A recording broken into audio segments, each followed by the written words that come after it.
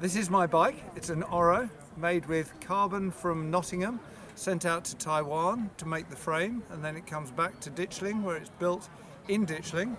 You can see I've got my water bottles here. It's a carbon frame so that it's flexible and won't shatter so easily when I'm on rough terrain.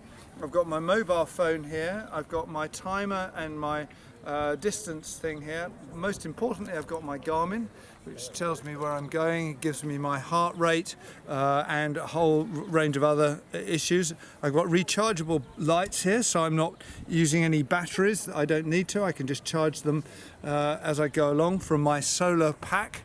So I've got a solar generator with me, so I can take sun energy in order to keep my lights going. And basically, in the back here, I've got my a kit. So I've got waterproofs, warm clothes, food, puncture repair outfits, spanners, and basically everything, so that if I get detached from Glen for a day or so, then I'm completely self-sufficient in all the stuff I've got on the bike. No tent though, presumably? No tent. No shotgun? No shotgun. You won't be that good at night then, will you, without him? I suggest you keep in contact. I will keep in contact if I possibly can, but I'm sure I'm going to find a tree or something to sleep under.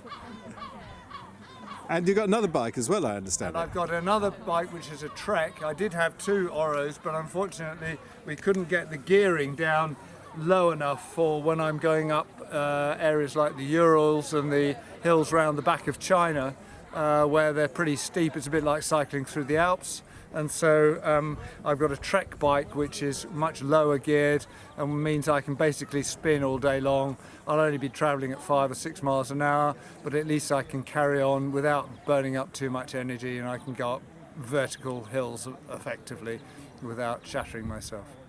I understand you only just recently got it. Have you actually ridden it? Yes, I've ridden it about 3 times. Went up over Tilburstow Hill, which is near me in Surrey, and tested it out in various different ways and made sure that it was functioning reasonably well.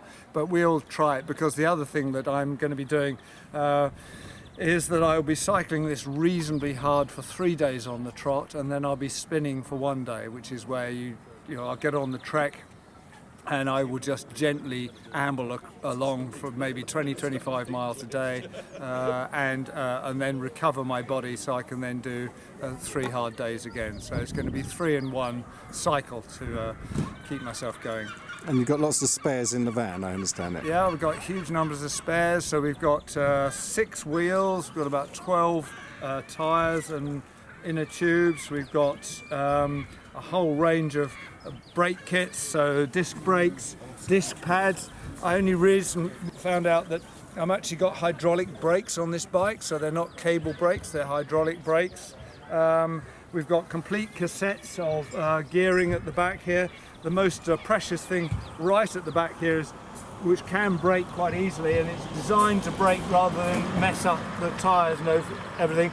So we've got several of these which we can replace if they break very easily, in order to keep the whole gear mechanism and the cassette in good order. And the other issue is that we need to keep the thing reasonably clean, so that every couple of days we'll be cleaning the disc brakes with alcohol and special cleaning fluids, and from time to time obviously replacing the disc, the pads in the brake system, pretty much as you do with a car. But there'll be certain points during the tour where we'll do major repairs and so forth.